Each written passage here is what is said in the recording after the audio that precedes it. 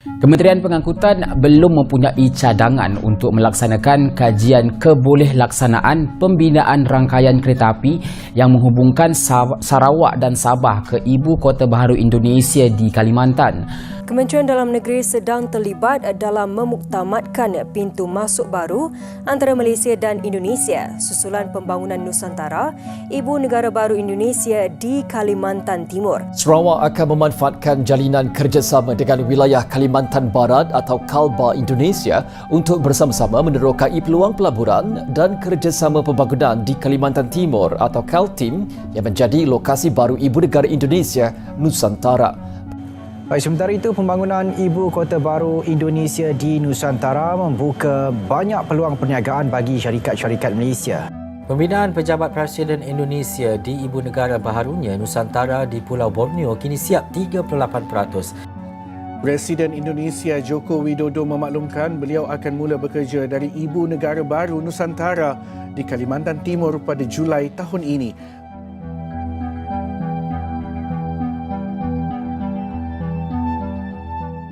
Sementara itu, pembangunan Ibu Kota Baru Indonesia di Nusantara membuka banyak peluang perniagaan bagi syarikat-syarikat Malaysia dalam pelbagai sektor.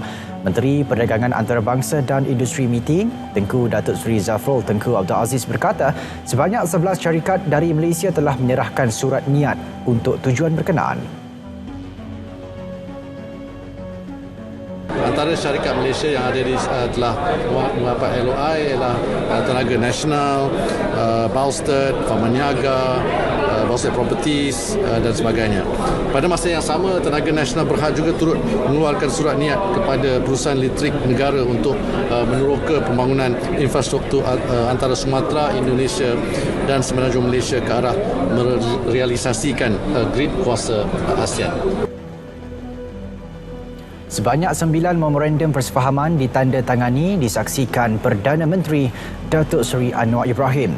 Potensi nilai kesemua MOU dijangka mencecah 1.66 bilion ringgit.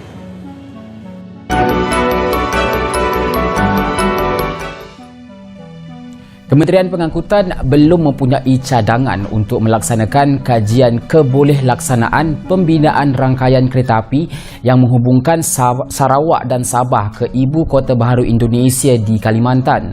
Menurut Menteri Pengangkutan Datuk Seri Dr. Wee Ka Siong, sebarang cadangan bagi ketersambungan pengangkutan darat dan udara dari Sarawak dan Sabah ke Ibu Negara Baharu Indonesia itu perlu disokong dengan statistik unjuran penumpang supaya perancangan terperinci dapat disediakan. Di Sarawak, tumpuan sedang diberikan kepada penyediaan rangkaian rel bandar di bawah projek Kuching Urban Transport System KUTS yang diterajui oleh Sarawak Metro, manakala di Sabah tumpuan diberikan kepada penambahbaikan infrastruktur kereta api serta mutu perkhidmatan kereta api Sabah yang diterajui oleh Jabatan Kereta Api Negeri Sabah JKNS. Beliau berkata ketika ini, MOT melaksanakan kajian Pelan Strategik Lapangan Terbang Negara atau NASP meliputi kajian semua pembangunan lapangan terbang dan padang terbang atau stallport di Malaysia dijadual siap pada pertengahan tahun depan selaras dasar pengangkutan negara 2019-2030. Menurutnya, MOT juga menggalakkan dengan pemberian fasilitasi kepada mana-mana syarikat penerbangan tempatan mahupun asing berhasrat untuk menyediakan perkhidmatan penerbangan bagi laluan ke Nusantara kelak. Presiden Indonesia Joko Widodo memaklumkan beliau akan mula bekerja dari Ibu Negara Baru Nusantara di Kalimantan Timur pada Julai tahun ini. Menurutnya ketika ini beliau hanya menunggu lapangan terbang dan jalan bertol siap sebelum berpindah ke sana. Memetik laporan agensi berita Antara, Jokowi berkata Menteri Kerja Raya dan Perumahan Awam Basuki Hadi Mujono akan berpindah ke Nusantara pada Jun ini, lebih awal daripada beliau. Menurut Jokowi, jalan, tol dan kemudahan lapangan terbang akan menjadikan trafik di kawasan itu menjadi lebih sibuk.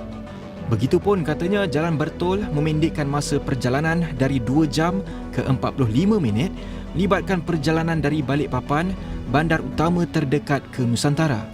Dalam pada itu, Jokowi juga optimis pembukaan lebih banyak bank di Ibu Negara Baharu itu akan menyokong konsep bandar pintar Nusantara. kerana bank itu akan turut membawa sistem perbankan digital yang maju. Beliau juga yakin peningkatan jumlah pelaburan itu akan mempercepatkan proses pembangunan Nusantara yang mengikut anggaran dijangka mengambil masa sekurang-kurangnya 1 dekad.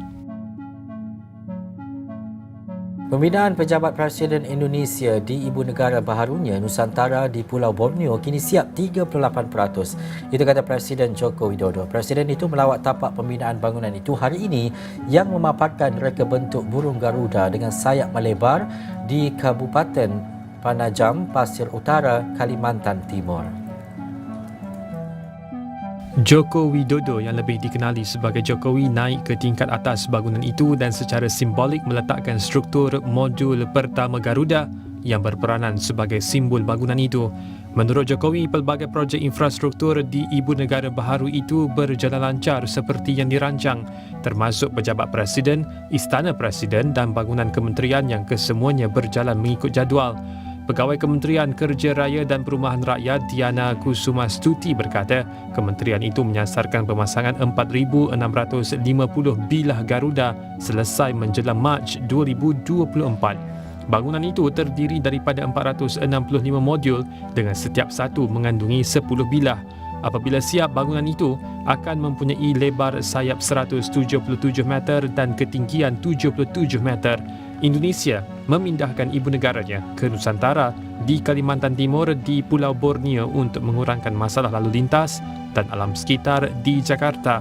Langkah ini juga melambangkan peralihan dalam memusatkan kerajaan dan mengurangkan tumpuannya di Pulau Jawa.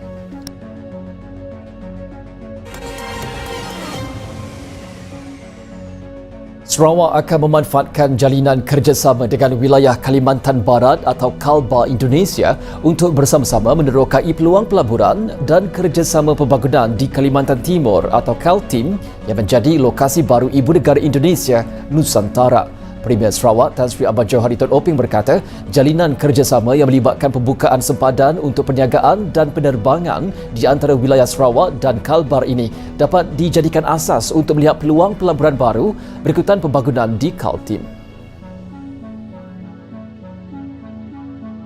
Menurutnya, sudah ada kerjasama untuk memberikan bantuan pembangunan di Nusantara dan pihak Sarawak Energy Berhad juga telah melabur dalam jadukuasa Belinau di KALTIM serta memiliki 25% saham dalam pembangunan hidro. Beliau menyatakan kerajaan Sarawak bersedia mengambil bahagian dalam kerjasama lain untuk pembangunan di Nusantara, khususnya bagi memanfaatkan lagi potensi hidro. Dewan Usahawan Bumi Putera Sarawak dan Dewan Perniagaan Cina Sarawak sudah memulakan jaringan kerjasama dengan badan serupa yang mewakili komuniti perniagaan di KALTIM bagi meningkatkan lagi aktiviti perniagaan di antara Sarawak dan Kalimantan. Terdahulu pada Selasa, Duta Besar Malaysia ke Indonesia, Datuk Syed Muhammad Hasrin Tengku Husin dilaporkan berkata, syarikat Malaysia harus mengambil peluang daripada prospek pelaburan di wilayah KALTIM, terutamanya di Samarinda dan Balikpapan. Beliau turut menyentuh mengenai usaha untuk meningkatkan kesaling hubungan kawasan pertumbuhan ASEAN Timur, Brunei Darussalam, Indonesia, Malaysia, Filipina, termasuk laluan udara, darat dan laut serta inisiatif seperti Grid Tenaga ASEAN.